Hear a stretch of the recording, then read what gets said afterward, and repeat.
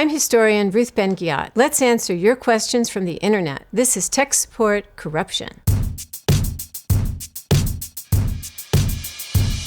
Andy Doodle asks, how do third world rulers get so rich if their countries are so broke-ass? Well, often those countries are broke and get broker because the dictator is stealing public funds. A good case in point is Mobutu Sese Seko, who was the leader of Congo for 3 decades. He became immensely wealthy, amassing a fortune of $5 billion in a country where the average daily wage was $1. How did he do this? He stole public funds. He took tax money and directed it to his pet projects, also to Swiss bank accounts. He took kickbacks from foreign companies doing business, such as diamond extraction. Mobutu was an important ally in the Cold War. He was anti-communist. So the International Monetary Fund and the United States gave him lots of loans that were supposed to be to improve the country. Instead, that money went straight to his bank accounts.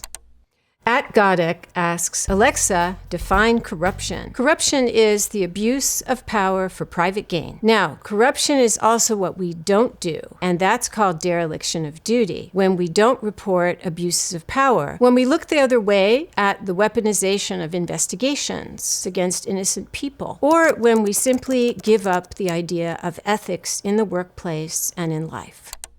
Rocky Wired asks, be honest. Which country is the most corrupt in the world? Transparency.org tracks corruption and absence of transparency in countries around the world. So they have a list, and according to this list, South Sudan is the most corrupt, followed by Somalia, Venezuela, Yemen, Libya, Eritrea, Sudan, Nicaragua, Syria, and North Korea. Some of these countries, such as Venezuela, are corrupt because the government is in an alliance with criminal gangs, which are used as enforcers to beat up state enemies, also to get bribes from people. And there becomes a gray zone between the state and civilian criminal actors. Other countries, such as South Sudan and Yemen, are countries where authority has become fragmented, and there are warlords, each of them with their own corruption networks. Myanmar is also on the list, and that is a military junta where the military has been allowed to become active players in corruption schemes. Military officials have amassed their own fortunes, and this is how dictators keep people tied to the system.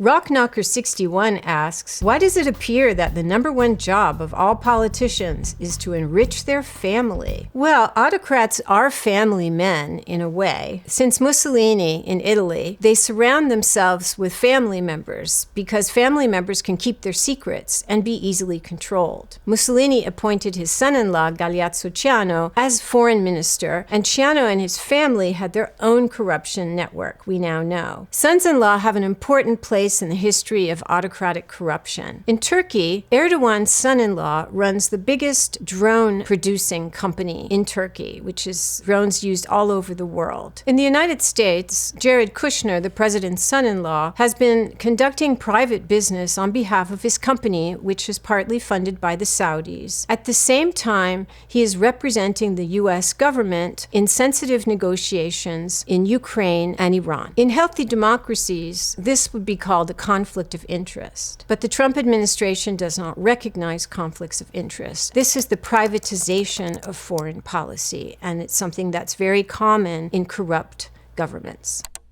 Dover299 asks, where do politicians get so rich from? Here we need to differentiate between politicians growing rich after they leave office, when they're not bound anymore by conflicts of interest. Former heads of state, and this is true all around the world, can become very rich after they leave office from book deals, from speaking gigs, all kinds of things, consulting, anything that's going to use their expertise as a former head of state. Quite different are leaders who amass wealth while they're still in office, ignoring conflicts of interest. And that's the case with Donald Trump, who has amassed $5 billion in only 18 months in office. There have been deals made that involve profits for the companies owned by his family. He also promotes personal products with his name on them, which is something that former U.S. presidents have never done. And over $640 million estimated has come in from foreign investments to Trump and his family.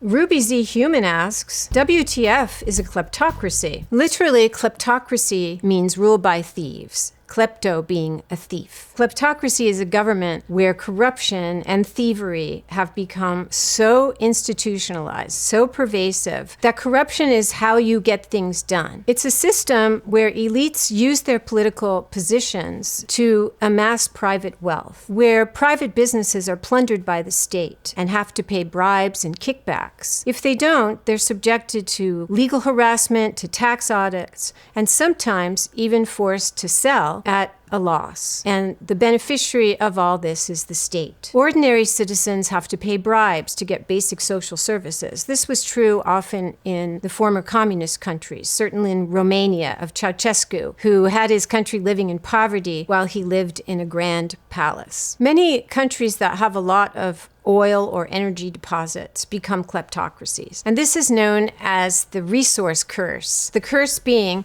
that autocrats who have large supplies of oil or natural gas tend to stay in power longer. In Gaddafi's Libya, of course, the dictator was supreme, but oil profits created centers of extreme wealth around oil distribution and production. Over time, these executives and others in the state bureaucracy who had to do with oil became immensely wealthy. On the way, corruption becomes endemic, it becomes pervasive. In Gaddafi's Libya, which was a kleptocracy, everyone involved in the oil industry, whether private or in the government, amassed private fortunes and were stealing these profits instead of putting the oil profits for public good, for roads, for public welfare. Most of them were siphoned off into Swiss bank accounts. Now, sometimes, if the dictator falls from power, as happened to Gaddafi, this can lead to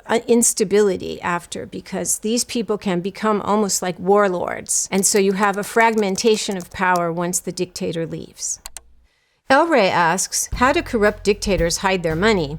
Asking for a friend. In the olden days, dictators used Swiss bank accounts because until 2018, you could be anonymous and there was no transparency regarding these bank accounts. So you could stash your money in these Swiss bank accounts and feel safe. Nowadays, offshore finance is the game. Because anonymity is guaranteed, you can create a shell corporation or have your money under someone else's name. Very convenient for the bad actors in the world. Until the 21st century, United Kingdom outposts such as Gibraltar were big places for dictators to put their money. Augusto Pinochet, the former dictator of Chile, had his money in United Kingdom banks offshore. Nowadays, the United States has come to be one of the main players in offshore finance. States such as Nevada and Delaware and South Dakota are places where many warlords, arms dealers, dictators reportedly stash their funds. Yet another Band 21 asks, so what corruption is Benjamin Netanyahu involved with again? Netanyahu faces 3 separate cases of bribery, fraud, and breach of trust. Regular politicians, if they're facing investigation or have charges against them, they don't want to run for office. Journalists could start poking around. Who knows what might come out? If you are a wannabe autocrat, though, like Netanyahu, you are compelled to run for office because the point is to get into power and fix the judiciary so your legal problems can go away. A list of leaders who were under investigation when they ran for office includes Vladimir Putin, Silvio Berlusconi 3 times, Donald Trump 3 times, and Netanyahu, who came into power and immediately pursued something he called judicial reform, which was supposed to fix the judicial system to make his legal problems go away. From the Ask a Russian subreddit, where did Putin get his wealth? Russia is a kleptocracy, and President Vladimir Putin is rumored to be among the richest men in the world. How did he do it? On one hand, he plundered public agencies in particular Gazprom, which is the oil and natural gas conglomerate. Basically, kleptocrats see public agencies as pots of money that they can take for themselves. So that's one way Putin did it, by siphoning off profits from public agencies. The second is by plundering private businesses. A shocking 1 out of 6 Russian businesses has been seized by the state or threatened by the state or had a shakedown, which requires them to pay bribes or sell at a loss. And so again, it's the private sector and the public sector. When you put these together, you create a formidable income stream for a dictator. Legitimate Sunday 8460 asks, is Trump the most corrupt president? Without a doubt. Donald Trump has made over $5 billion just in the 18 months he has been in office. Donors have been given contracts for businesses, high political positions. He promotes personal goods, profits to which go toward the companies owned by his family or companies owned by donors. Trump has also pardoned financial criminals as well as political criminals. The Poor Man's Thinking Man on Quora asks, why are the cronies of dictators always rich? Here we have the concept of authoritarian bargains. Dictators make bargains with elites, could be media elites, financial elites, business elites. They make money in return for absolute loyalty. There are no bid contracts. Competition is gamed in their favor. The state doesn't go after them. Over time, this results in what's called a mafia state, where clans associated by profit to the dictator become immensely wealthy and powerful in and of themselves. In Putin's Russia, for example, there's the dictator, Vladimir Putin, and there are the oligarchs who become immensely wealthy by sharing profits from illicit transactions. And this is how the dictator keeps them tied to him. It can be dangerous to speak out, even if you're immensely wealthy, against a dictator. In Russia, you might fall out of a window. Corruption isn't only about finances. It's a way of keeping people in line. The dictator knows your secrets. In Russian, this is called kompromat. And the dictator, especially if he comes from an intelligence background like Putin, keeps information on those oligarchs, which he can use at any time. And so this too is part of the authoritarian bargain. It's not just profit, but it's keeping each other's secrets.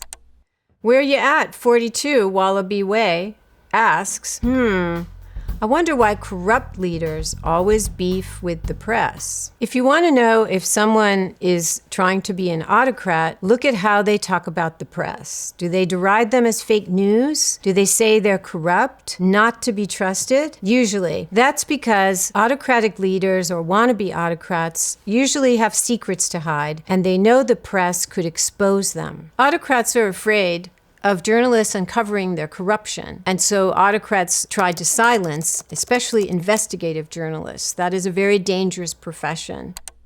Damn Dirty Ape asks, why do some governments become corrupt?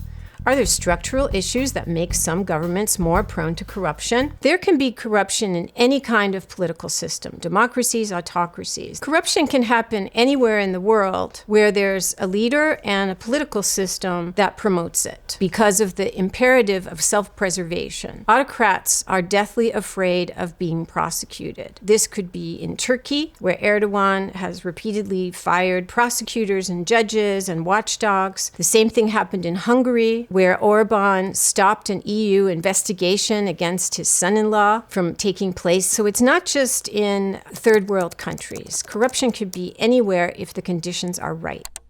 P. Gadapa Books asks, can democracies survive corruption? Corrupt systems create environments in which things that used to be considered illegal and immoral, such as lying about elections, stealing from the public, sexual abuse, they become normalized. When that happens and institutions get retooled to protect immoral people, then democracy suffers. Now, sometimes sexual assaults can be a prompt for a democracy to protect itself. That happened in Italy when Berlusconi, who had sex parties with young women, was actually forced to step down. He was investigated and convicted not only for bribery and fraud, but for sex with a minor. Around the world, foreign governments have been prosecuting politicians who associated with Jeffrey Epstein and appear in the Epstein files. That has yet to happen in the United States. Z Germans 31B asks, denying elections, What has history taught us about this occurrence? Many autocrats commit electoral fraud. If the election doesn't go your way, you claim it was rigged, or you refuse to have the votes counted, or in the worst case, you refuse to leave office. But election denial is something that's often not considered under the bucket of corruption. But I believe it is, because it is public officials conspiring to lie to the public. In Brazil, Jair Bolsonaro lost the 2022 election and claimed it had been rigged. Later, he tried to stage a coup to prevent Lula da Silva from coming to power. He now sits convicted with 27 years sentence. Tigor asks, how does a country uncorrupt itself? And what are some of the best examples of this from recent times? A country can uncorrupt itself by restoring regulations that autocracies have removed. They can restore professional ethics requirements for civil servants, compliance for businesses and corporations, and they can rein in the leader who has to be held accountable. We're seeing this in Hungary, where Péter Magyar, the successor of Viktor Orban, is restoring regulations that Orban discarded in order to restore transparency and accountability to Hungary. So those are all the questions for today. Thanks for watching.